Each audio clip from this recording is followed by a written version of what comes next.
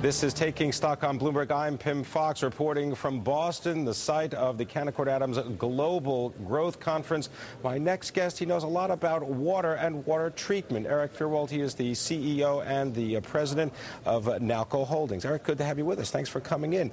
So it seems as though infrastructure is now a very sexy topic when it comes to investment conferences. Tell me about what's going on in water treatment, and that's really one of the areas you're playing in. Yeah, in water treatment, there's macro drivers of growth opportunity, both with the scarcity of water and the desire of governments and the populations to have cleaner water.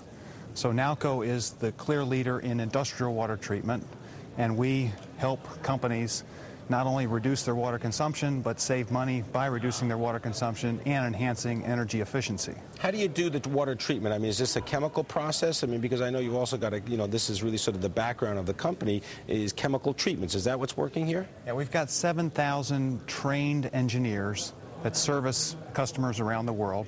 So they get up every morning, they go into the customer site, they understand their whole water system, and they look for ways to reduce the water consumption, optimize it.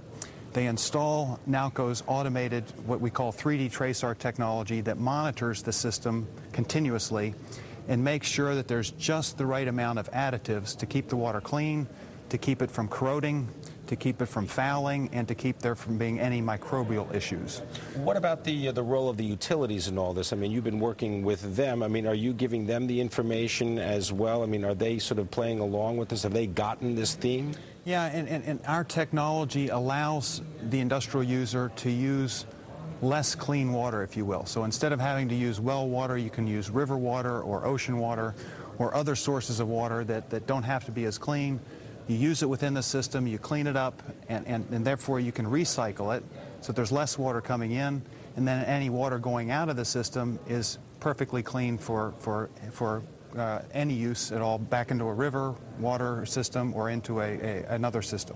Erik, talk also about another side of the business. You've got energy services. Yes. Explain a little bit about what's going on there. I mean, why the two sides of the business, actually? Well, related technology, so the anti-corrosives, the antimicrobials, the flow enhancers, all that works in energy.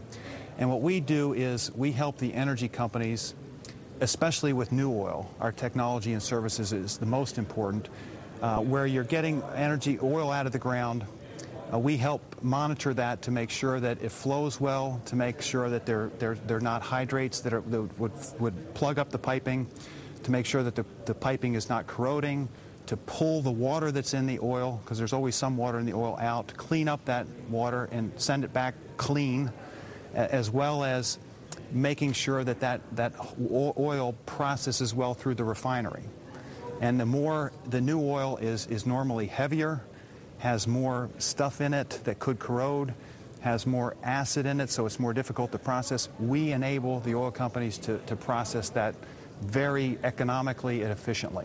Now, turning to the sort of investment side of the equation, I know you're about a $4 billion market cap company. Are you receiving the kind of investor support that you want? I mean, because it seems as though we've just gone through, many people describe it here at the conference as a nuclear winter. Are you seeing investors come back and at least listening to the story?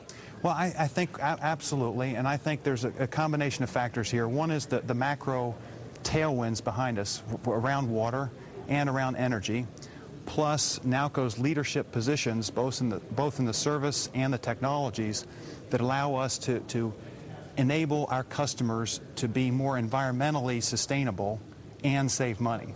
And that combination of we can reduce your water consumption, we can reduce your energy consumption, we can help make the oil flow, we can even help purify your air. We can do all this and save you money at the same time. That combination is the sweet spot that we're targeting that allows us to enhance the customer's performance and their environmental sustainability. Good for our customers, good for Nalco, and good for society. Talk a little bit, if you can, about the geographical disposition of what's going on in the company right now. I mean, are you seeing more growth in the United States because of the stimulus package and because efforts in Washington, D.C.? We're starting to see some signs of some recovery in some areas in the U.S., but it's still a tough road ahead, we think. We're seeing faster growth response to the stimulus package in China, for example, where it's gone more quickly into the marketplace and is having a bigger impact. India continues to be a growth market for us, has grown right through this whole situation, the whole global challenges.